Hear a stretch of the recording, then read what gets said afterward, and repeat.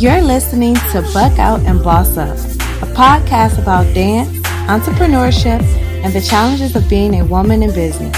I'm your host, Lashanae Hibbs, owner and director of Buck Out Cleveland, MBA candidate at John Carroll University, and full-time wife. Be sure to stay tuned.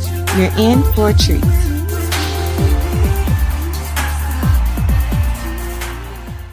Hey everybody, thanks for joining me. Today I am here with my good friend Carly Hill, who I like to call a nonprofit guru. She received her master's in nonprofit organization from Case Western Reserve University and is the external affairs manager for a nonprofit called Caroline's Hope Center here in Cleveland. Currently, Carly is the president of the Cleveland section of the National Council of Negro Women. She is the founder of the Cardinal Nest, Inc. and the owner of Cleveland Impact Institute, which provides African American millennials with support in successfully starting their own nonprofit organization. Welcome, Carly, and thanks for joining me on today's show. Thanks for having me, Lashanae. So today we're going to talk about just basically starting your own nonprofit, and she's going to give us a couple tips. I believe we have a couple high-level tips on what you need to know and do to start your own nonprofit organization. Okay, so first I would definitely say that before you even start a nonprofit organization, you need to really know why you're doing it. Why do you need to start a whole new business to solve a problem? So for instance, my Cleveland Impact Leads course, I go over a few key things that everyone needs to know when they are either starting or working in a nonprofit organization if they really want it to be successful. First, again, what is it that you really need to do? Is it really necessary to form a new business? First and foremost, because what people don't understand about nonprofit organizations is that they are businesses just like anything else. It's just like McDonald's. If McDonald's had a mission that was fulfilling a public need, it would be a nonprofit too. So you have to be able to run it like a business. So before you say, I want to start because I want to help people and I just want to save the world and I was a teen mom, so I want to help teen mothers, you can do that without starting a whole business for it. So I need you to really understand that first. And that's true because I remember you telling me before that resources are limited. And I think people, they kind of think that jumping into a nonprofit, they can get all these different advantages, but resources are scarce here, correct? Correct. And the biggest issue is that once people have resources, they don't really know what to do with them. So if you aren't really strategic about how you plan to really implement your business or your nonprofit organization rather, you're not going to do what you need to do with the resources anyway to make the impact that you're looking to make. So it's better to find an organization that's doing what you want to do and probably volunteer for them, see if you can get on their board, maybe even go work there, instead of trying to start a whole new foundation for a purpose that doesn't exist. That's good. So what would be your second tip? So now that I know that I want to start this organization and I'm getting into the formation of it, what else? What's next? So next, you definitely need to have some leadership skills. So like I said, it's just like running a business. So you really need to be able to navigate problem solving and working with others, knowing yourself and knowing your style so that you can help others and really guide a group of folks, because there is no cause that you can fix alone. If you start a nonprofit geared toward helping youth in the community, there are so many youth in the community, they're not going to stop being youth in the community. So you definitely want to have a team. If you aren't a good leader to really be able to mobilize folks into fulfilling that mission, then you probably don't need to be in the nonprofit sector. Right. Okay. So we've organized, we have our team. Where do we go from here? Then you need to know strategic planning.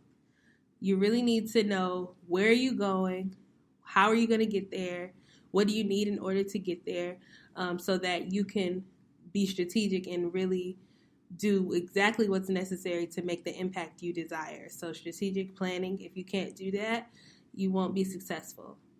Nothing's good without a plan.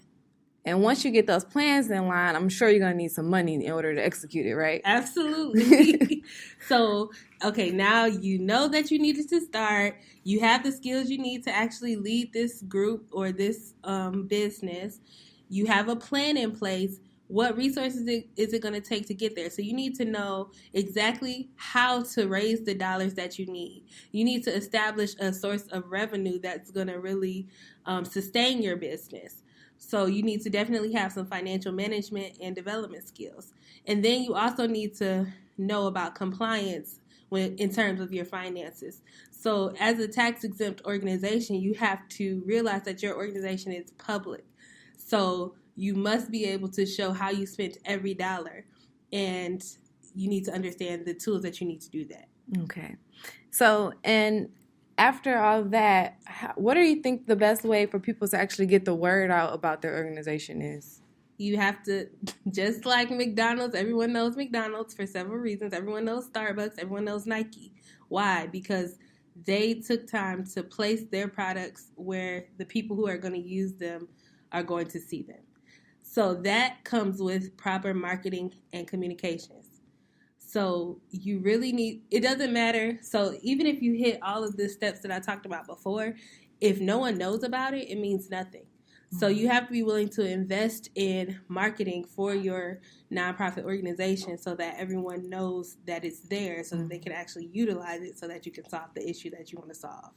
And the main way, well, not the main way, but I guess the biggest way to really market is to do some exclusive networking, right? Right.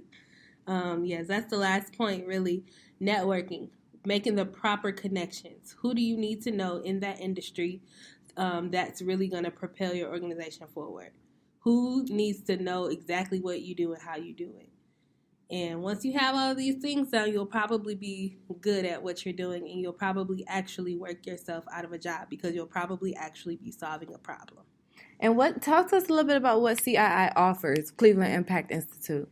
So we offer nonprofit startup support. So if you're looking to start an organization, we can kind of walk you through all of the steps as much as you need us to. So we can help you with all of your filings, your governance documents, everything you need to do in order to start up.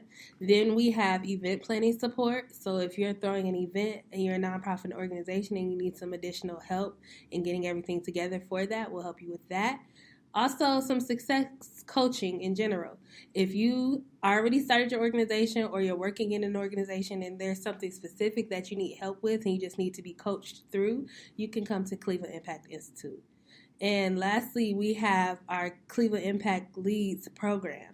That is a 6-week training program where we go through all of the points that I just mentioned in depth so that you can leave with great baseline knowledge of the nonprofit sector, and you can be set up for success moving forward. And what do you feel like, or what have you seen is like the biggest mistake that you've noticed a lot of nonprofits make, or what is your biggest pet peeve when it comes to nonprofit organizations? My biggest pet peeve is when people start them and they don't need to. Mm-hmm. That's my first thing. A lot of times, I bet all of us know at least like 5 people who say, yeah, I got a nonprofit, or I have an organization and I'm helping kids, whatever they're doing. But it's totally taking away from actually solving that issue.